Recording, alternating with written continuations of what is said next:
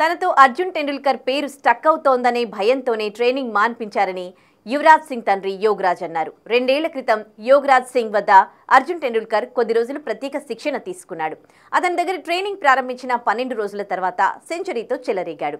ఆ మరుసటి ఏడాదే ఐపీఎల్లో అరంగేట్రం చేశాడు. దేశవాళీ క్రికెట్లోనూ మెరుగైన ప్రదర్శన చేశాడు. తాజాగా ఓ ఇంటర్వ్యూలో అర్జున్ టెండూల్కర్ గురించి మాట్లాడిన యోగరాజ్ సింగ్ ఆసక్తికర విషయాలు పంచుకున్నాడు. సచిన్ కొడుకు నా దగ్గరకు వచ్చిన 12 రోజుల వ్యవధిలోనే శతకం సాధించాడు. అరంగేట్రంలోనే ఈ సెంచరీ కొట్టాడు. ఆ వెంటనే ఐపీఎల్లోకి అరంగేట్రం చేశాడు. అయితే జనాలు నాతో అర్జున్ పేరు ఎక్కడ స్టక్ అవుతుందేమోనని భయపడ్డారు. నా పాయింట్ అర్థమైందా అని యోగరాజ్ సింగ్ చెప్పుకొచ్చాడు. అర్జున్ విషయమై యువరాజ్ సింగ్తో మాట్లాడానని, సచిన్కు ఫోన్ చేసి ఓ ఏడాది పాటు తన దగ్గరే ఉంచాలని చెప్పామన్నానని కూడా తెలిపాడు. జనాలు నాకు ఎక్కడ పేరు వస్తుందోనని భయపడ్డారు.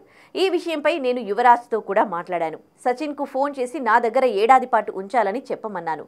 నా మాట వినిపించుకోలేదు. ఆ తర్వాత ఏమైందో మీ అందరికీ తెలిసిందే అని యోగరాజ్ సింగ్ తెలిపాడు.